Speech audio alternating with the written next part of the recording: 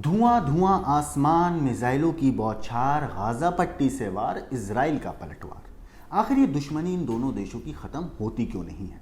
Israel और अरब देशों में शांति समझौते पर अभी चर्चा हो ही रही थी कि हमास ने इजराइल पर चढ़ाई कर दी। इजराइल और हमास की लड़ाई की असल वजह क्या है?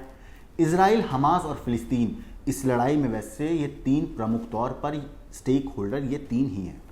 इजराइल और अरब देशों की अदावत वैसे काफ़ी पुरानी भी है। साल 1948 में कहते हैं जब इजराइल बना, तभी से अरब देशों की इजराइल से बनती नहीं थी, जिसका नतीजा ये हुआ कि यूनाइटेड नेशन की टू स्टेट प्लान को कभी भी अमल में नहीं लाया जा सका। टू स्टेट प्लान यानी कि संयुक्त राष्ट्र ने फिलिस्तीन और इजराइल के विवाद को ख़त्म करने के लिए एक प्लान बनाया था, जिसमें यहूदियों के लिए इजराइल और फिलिस्तीनियों के लिए फिलिस्तीन का प्रावधान था। मगर इतिहास साक्षी है, जब जब इजराइल पर हमले हुए, इजराइल ने मुंह तोड़ जवाब दिया। ना सिर्फ जवाब दिया बल्कि अपनी स्थिति भी मजबूत करता गया।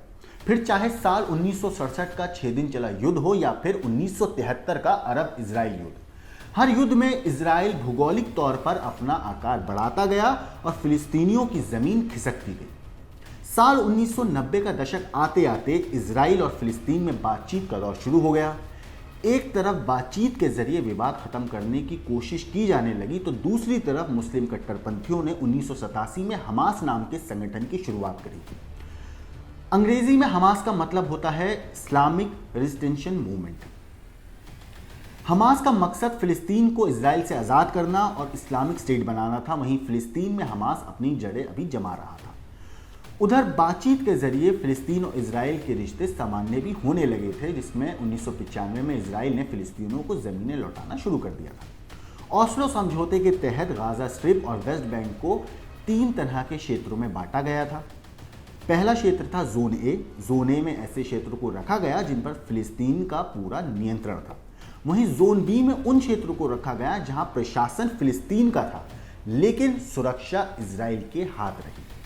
इसी तरह जोन सी में वो क्षेत्र थे जहां पूर्ण रूप से इजराइल का नियंत्रण था। साल 1995 में हुए ऑस्लो II समझौते के बाद जो वेस्ट बैंक से फिलिस्तीन के हिस्से में कई प्रमुख शहर आए, जिसमें हेब्रो, यक्का, बेथलहम, रमल्ला, कलकाइलिया, तुलकरम, जैनिन, नुबुलु थे। इसके अलावा गाजा पट्टी के शहर भी फिलिस्तीन को मिले, जिसमें रफा, खान यूनुस, डायरल, अलबला, जबलिया, अल नजला शामिल हैं। इस समझौते के बाद ऐसा लगने लगा था कि इजराइल और फिलिस्तीन का विवाद अब खत्म हो गया है। अब दोनों देश शांतिपूर्ण तरीके से आगे बढ़ेंगे। लेकिन दोनों पक्षों के कट्टरपंथियों को यह समझौता मंजूर नहीं था। मगर शांति प्रयासों पर पूर्ण विराम लगा 4 नवंबर 1995 को, जब एक कट्टरपंथी यहूदी ने प्रधानमंत्री रिजक रॉबिन की हत्या कर दी। 1996 में बेंजामिन नेतन्याहू उस वक्त पहली बार प्रधानमंत्री बने इजराइल के। नेतन्याहू ने सख्त रुख अपनाया, सिक्योरिटी विद पीस का नारा दिया और ऑस्लो समझौते को मानने से इनकार कर दिया। इधर हमास ने फिलिस्तीन की राजनीति पर धीरे धीरे कब्जा कर लिया। हमास के आतंकी मुस्लिम भाईचारे के नाम पर फंड इकट्ठा करते हैं और इसका इस्तेमाल इजराइल के खिलाफ करने लगे। आत्मघाती हमलों से शुरू हुआ हमास का आतंकी सफर अब रॉकेट अटैक तक पहुंच गया है। आए दिन हमास के आतंकी इजराइल पर हमला करते रहते हैं। आपको बताऊं कि अल जजीरा टेलीविजन के कार्यक्रम में हमास के प्रवक्ता ने कहा है कि इजराइल पर यह हमला मुस्लिम देशों को संदेश है कि वो इजराइल से रिश्ते सामान्य करने का प्रयास छोड़ दें। ये खुलेआम एक टेलीविजन पे बोला है, हमास के तरफ से ये बयान है। खैर, वेस्ट बैंक में कई ऐसे मजहबी स्थल हैं जिन पर यहूदी और इस्लामिक दोनों दावा करते हैं। ऐसा ज़्यादातर क्षेत्रों पर इजराइल का कब्जा है।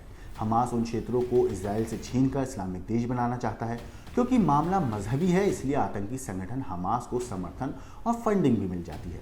मजहब के नाम पर युवाओं को बरगलाना और इजराइल पर आतंकी हमले करवाने में हमास का साथ हिजबुल जैसे संगठन भी देते हैं। वैसे फिलिस्तीन आतंकी संगठन हमास ने कुछ घंटों के अंदर ही इजराइल के 20 शहरों, कस्बों पर निशाना साधते हुए घातक रॉकेटों की बरसात कर दी थी, बिना परवाह किए कि बड़ी तादाद में रिहायशी इलाके इन हमलों की जद में आ रहे हैं। नतीजा ये कि तेल अवीव से लेकर अश्कलोन तक इजरायली शहरों में सन्नाटा पसर गया। बड़ी तादाद में लोग मारे गए, घायल हो गए, पीछे छूट गए गम, गुस्सा और दहशत। अश्कलोन शहर में ये माँ अब तक दहशत में है। इसकी आंखों में आंसू बह रहे हैं। हमास के रॉकेट की जद में इसका घर भी आ गया। कमरों से लेकर किचन तक सब कुछ टूट फूट चुका है।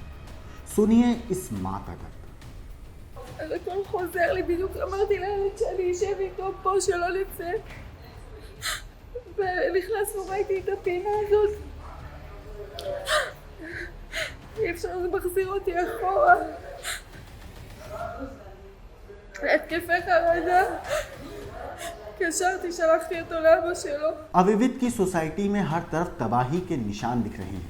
कारें टूटी हैं, घरों को भारी नुकसान हुआ है। और इस माँ को देखिए, जब हमास का हमला हुआ तो ये घर से बाहर थी, साथ में छोटा बच्चा था। माँ अपने बच्चे के लिए ढाल बन गई। बच्चे के चेहरे पर दहशत साफ देखी जा सकती है।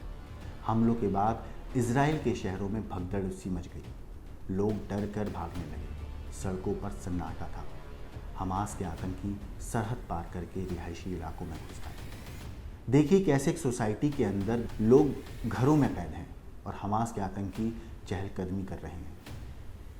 कई इजरायली कॉलोनियों में इसी तरह आतंकी घुस आए। सड़कों पर उनकी सुरक्षा बलों के साथ मुठभेड़ हो रही थी। हमले की एक एक तस्वीर दर्द से भरी है। हमास के हमलों के बाद इजराइल में 300 से ज़्यादा लोग मारे गए। लाशों का एक ढेर देखकर किसी का भी कलेजा मुंह को आ सकता है, किसी की भी रूह कांप सकती है। मगर आपको इंसान होना ज़रूरी है इस दर्द को समझने के लिए, क्योंकि जो लोग ये कर रहे हैं वो इंसान है नहीं। अभी हमास के हमले और इसके बाद इजराइल के जवाबी एयर स्ट्राइक में लोगों को हुए नुकसान की पूरी तस्वीरें सामने आई नहीं है। मौतों का आंकड़ा और बढ़ सकता है। तबाही की नई नई तस्वीरें सामने आ रही हैं जो डराती हैं। इतना तो तय है कि ये जंग दोनों तरफ के लोगों को ज़िंदगी भर का दर्द दी जाएगी। हमास के आतंकियों का इजराइल पर हमला, बदले में इजराइल का हमास पर हमला, सतह समुद्र आसमान से जारी इस लड़ाई में मिडिल ईस्ट को एक बार फिर से धुआं धुआं कर दिया है। इजराइल के सैन्य ठिकानों पर हमला, रिहायशी इलाकों पर अटैक, सड़कों पर खून खराबा, महिलाओं पर अत्याचार। आखिर इजराइल से ये गलती, इतनी बड़ी चूक कैसे हो गई? हमास के हमले की भनक इजराइल को क्यों नहीं लगी? हमास ने हमले की योजना एक दो दिन में तो बनाई नहीं होगी।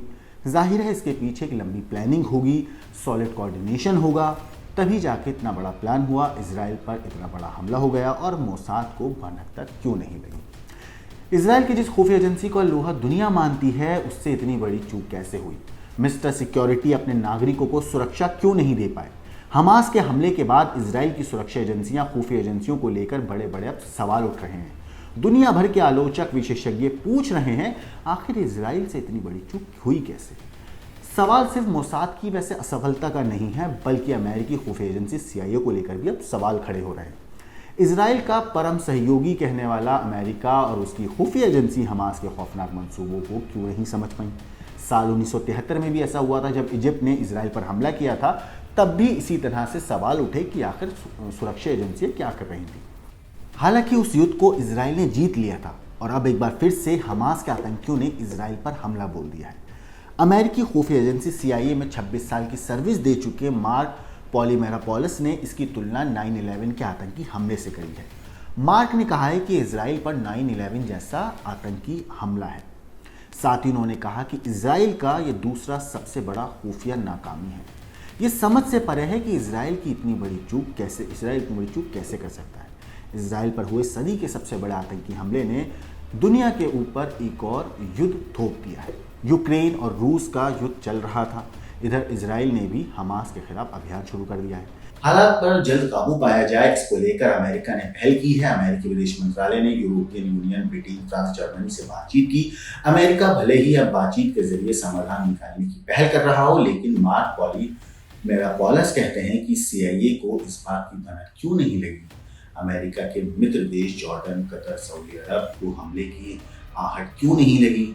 ग्लोबल सिक्योरिटी और फॉरेन पॉलिसी पर काम करने वाले संगठन का सोफान सेंटर ने भी इसे इजरायली एजेंसी का फेलियर माना है। सोफान सेंटर के senior research scholar Colin Clark ने कहा है कि इजराइल के पास विश्व स्तरीय खुफिया तंत्र और विश्लेषण की क्षमता है, और अच्छा होता यदि उन्हें पता चल जाता कि उनके पीठ के पीछे क्या है।